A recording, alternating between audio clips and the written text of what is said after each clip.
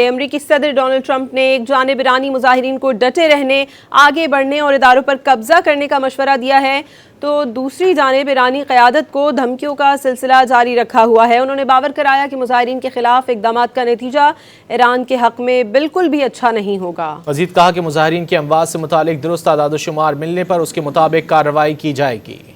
امریکی صدر Donald Trump Iran میں احتجاجی مظاہروں کے حق میں کھل کر سامنے آ گئے۔ امریکی صدر نے مظاہرین کو آگے بڑھنے اور سرکاری اداروں پر قبضے کے لیے اکسانے لگے۔ اپنے سوشل میڈیا پیغام میں لکھا کہ محب وطن ایرانی عوام مظاہرے جاری رکھیں، سرکاری عمارتوں پر قبضہ کر لیں، مظاہرین کو قتل کرنے والوں کے نام یاد رکھیں، زیادتی کرنے والوں کو بھاری قیمت چکانا پڑے گی، مظاہرین کے لیے آنے والی مدد راستے میں ہے۔ مدد آنے سے متعلق صحافی کے سوال پر ٹرمپ نے جواب دیا کہ آپ کو خود ہی اس کا مطلب سمجھنا ہوگا۔ اس موقع پر امریکی صدر ایران میں مظاہرین کے قتل سے متعلق درست اعداد و شمار کا جواب نہ دے سکے۔ What did you mean by that? What kind of help? You're going to have to figure that one out. I'm sorry. How many people have been killed in Iran?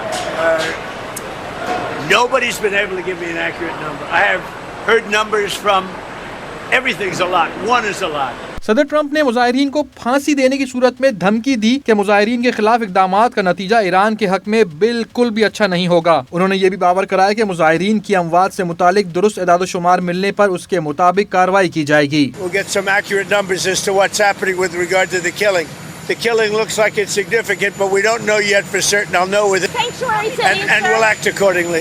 امریکی صدر نے اپنے شہریوں اور اتحادیوں کو ایران سے نکلنے کی ہدایت کر دی۔ انہوں نے یہ بھی واضح کر دیا کہ مظاہرین کا قتل عام روکنے تک ایرانی حکام سے ملاقاتیں نہیں ہوں گی۔